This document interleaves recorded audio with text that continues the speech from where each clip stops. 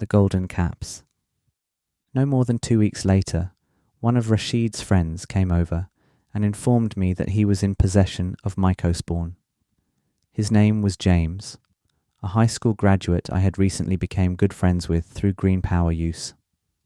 I had met James in the extracurricular of student government, a club where students figured themselves keen enough to change things about the high school at large. When James and I met at one of the first meetings, I could smell the green power on him. Something we laughed about as we remarked, "It's not like people don't already know." From there on, I enjoyed consuming green power with him after school before his mother would get home. He was a confident orator, intensely intrigued by psychedelic rock and what mysteries the great unknown had to offer. In our youth, I recalled James being the pitcher to Rashid's catcher in the game of Little League baseball. James would grow angry at times, and Rashid would notice his pitching grow increasingly erratic, a sign that it was time to walk to the mound and talk him down. James also used to be the drummer of a scene band with a group of fellas who hadn't taken well to his green power use and eventually kicked him out despite his talent and emotional performances. Green power had stolen his heart, but this last year of high school was just the beginning of his power-tripping career. I was hanging out at Rashid's place when James came through and informed us of his recently acquired Mycospawn, particularly a strain called Golden, he had been told. Rashid wasn't interested, as he was close to entering his freshman year of college and had just consumed Mycospawn weeks before. He had decided that the nature of the Mycospawn experience was that it shouldn't be consumed anywhere close to the frequency at which most consume green power, and this was simply because of its profundity and power. Rashid always caught on to senses of divine morality quicker than the rest of us. So there I was faced with James, my recent green power-loving friend, future roommate of Rashid, offered up a chance to experience the mysterious wisdom of Psilocytes through a golden sacrament. I looked to Rashid for some guidance, but he didn't seem too concerned, nor to want any influence over my decision. I was precocious with my power use anyway, given my green power use and pleasant Salvarada time, so to him I must have seemed capable of handling this next frontier. I accepted James's Mycospawn invitation for late afternoon that day, and we decided that we would start the experience at his place. I decided to eat an early dinner before heading over to James's place so that I didn't have to worry about hunger during the experience, and scarfed down a bowl of my dad's chili.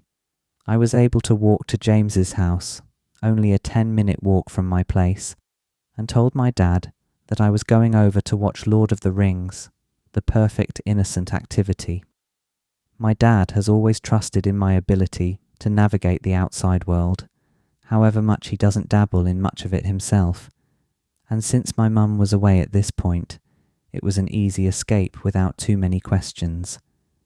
It was the optimal mental set to have on my way to a powerful experience. As I walked to James's, I had a particular trepidation, not only about the idea of a new power experience, but also about how much I was about to change as a person. I mentally prepared myself to say goodbye to my old self, having read accounts that certain powers could elicit mental illness in those with a genetic predisposition. My family didn't have much history of mental illness, save the more common bubbly drinking depression and generalized anxiety. My great-grandmother also had once hallucinated that I was a black cat when she was close to her 100th year, but I didn't see those factors as too threatening. I figured if I didn't have a predisposition to schizophrenia or bipolar disorder, I'd probably come out unscathed, save a momentary panic attack or some manageable depressive life conclusions. I had a good feeling about it. I was about to go through a rite of passage, to gain more knowledge of the great unknown, and of what could be safely experienced in the eyes of Psilocytes. I made my way up to James's room in the small 2-bedroom he shared with his mother and brother. I found him listening to Portugal, the Man's the Satanic Satanist, a well-constructed, hippie-ish psych rock album whose name didn't have any clear significance to me, aside from alluding to a Rolling Stones album of similar name. I watched as he opened a window to release his green power gas plume, and not one shy in size. I told him I found the music to be wicked good, and he brought out the golden caps for consumption. Those were the best tasting dried Mycospawn I have ever eaten to this day. They crunched like popcorn and tasted like lightly salted sunflower seeds, which suggests that they had been dried to perfection. Man, I could eat these all the time, I chortled, like a child eating Cheetos for the first time. Then I questioned if that rashly formed opinion would soon change. I swallowed 1.75 units of the golden caps, a half an eighth as they say, and walked downstairs on our way out to the Rolly Woods, a nickname for the nearby woods. We stopped in the kitchen with James' younger brother Drew, who was only 2 years my senior, and said goodbye to their pleasantly passive mother, who wished us a nice walk in the woods. At this point I remained quiet and peered around to see if anything was out of the ordinary. There was nothing yet, unless the clock on the wall didn't normally resemble a face. In our journey's early stages, I felt uplifted, but ultimately continued my search for things amiss, such as an abnormality in the low-flying bird's flight path or song. Was the fixation on such a commonplace thing part of the entry to the great unknown? We entered the woods and eventually made it to the secret spot, a spot on the riverside where I had stashed a 2-litre Canada Dry bottle to use as a green power vessel. James had some green power enhanced with purple aura, so I decided we should consume it in efforts to catalyse the Mycospawn experience, to dive straight into the great unknown. We took waterfalls, a method of consumption that involved filling the 2-litre bottle with river water and emptying it for each use. When it came my turn to consume, I walked down a tree that had fallen into the river diagonally, filled the bottle with water, and took my massive waterfall of the purple and green power by the water. Then, by some miracle of Psilocytes, I was granted my first vision in the great unknown. I gazed up at the sky and watched a serpent-shaped cloud as it slowly trailed along.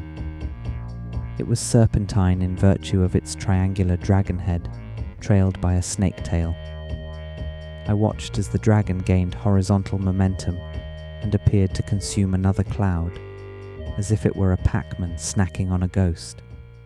It was over in a matter of a few seconds, and upon its completion, I looked back wide-eyed at my friends on the riverbank with a loaded smile.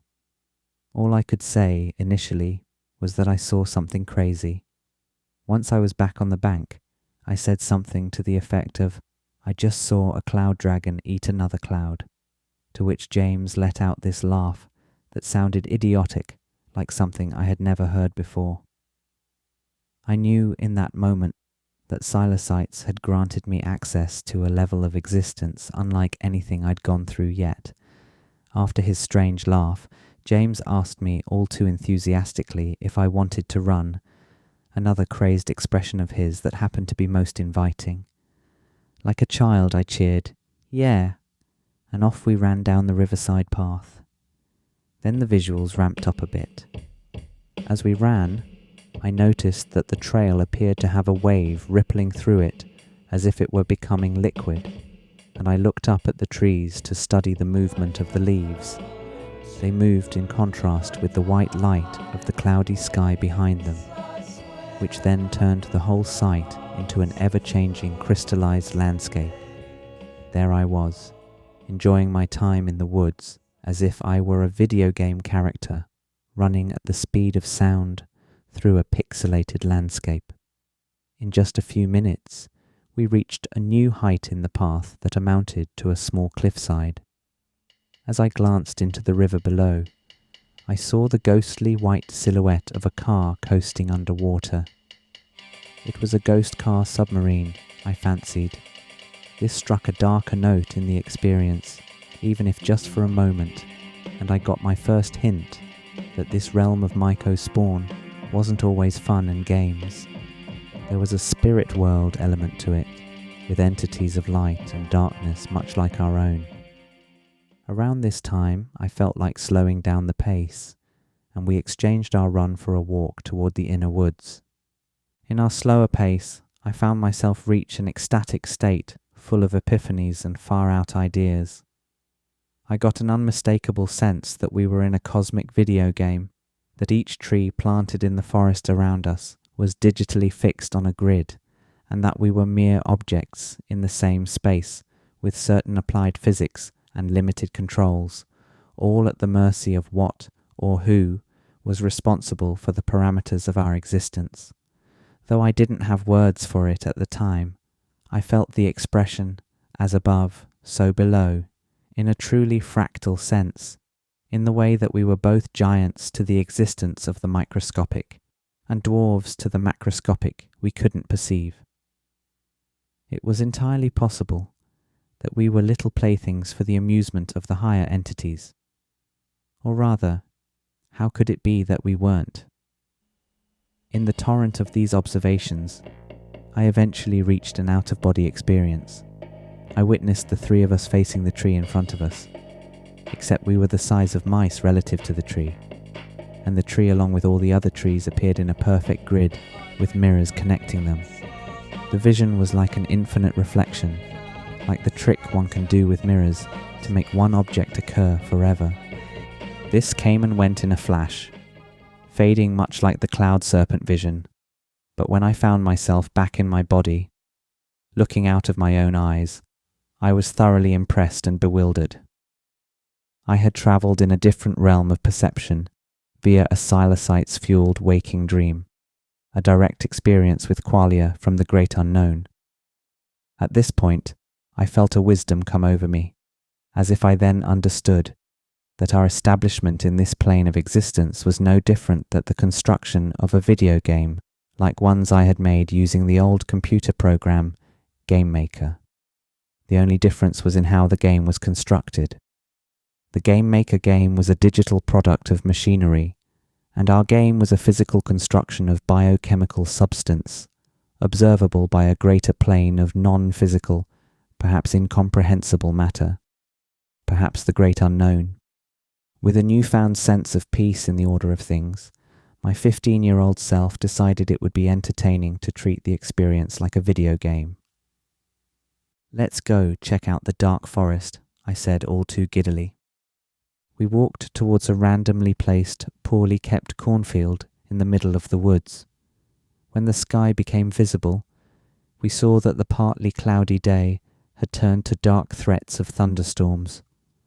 I looked across the dusty field and saw the forest on the other side, an impossibly dark shade of forest green, tree limbs waving at me, inviting me to what could have been a terrible doom, I reckoned.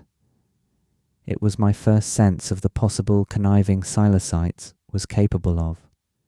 I looked at the dark forest calmly and told my friends that it was indeed the dark forest, but we need not go there that day. The wisdom I exhibited here is nested in the knowing of one's place in the universe, knowing when enough is enough, and it's time to turn back before it's too late. This was the point in the loop where we turned a corner and headed back in the direction of the exit. I can't recall much of the journey out of the forest aside from realizing that it was growing dark, and that we really ought to escape the clutches of the darkness. Feeling dazed and groggy, I grew sure that things were starting to go wrong for us.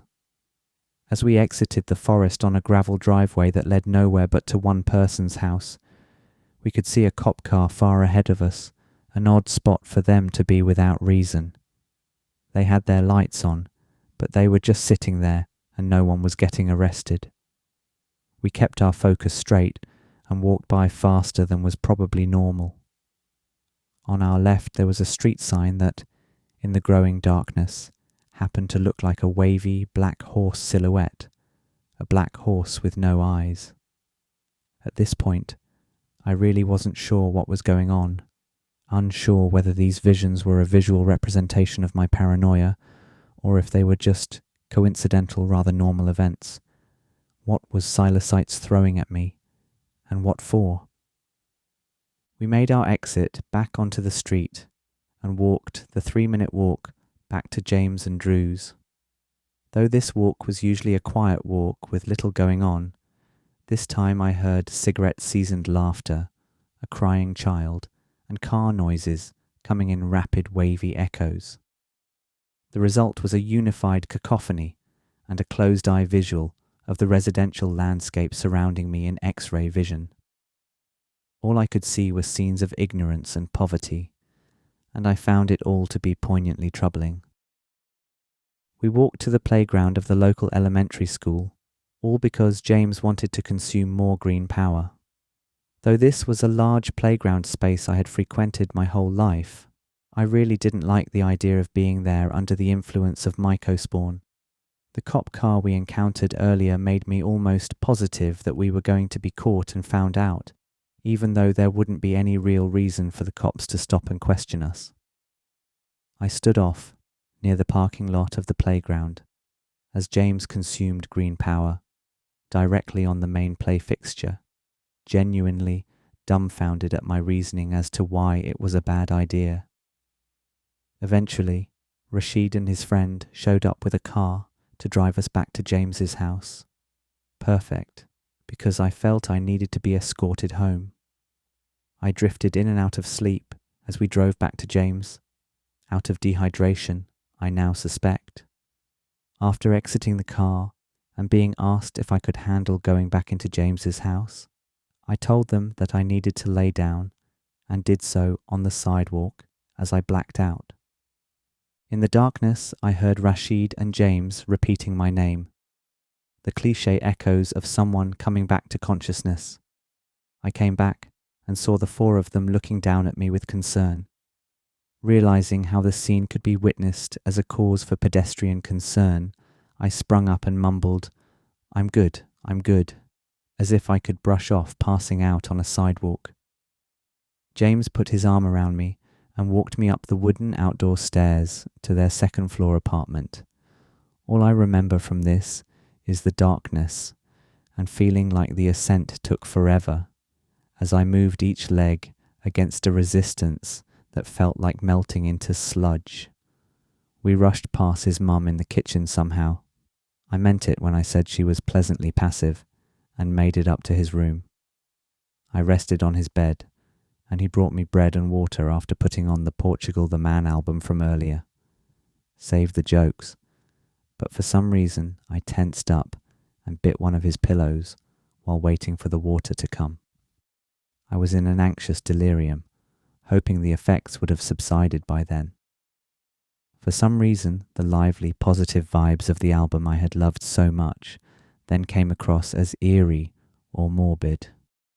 I requested that the Portugal the Man be turned off, and James wasn't very pleased by this request.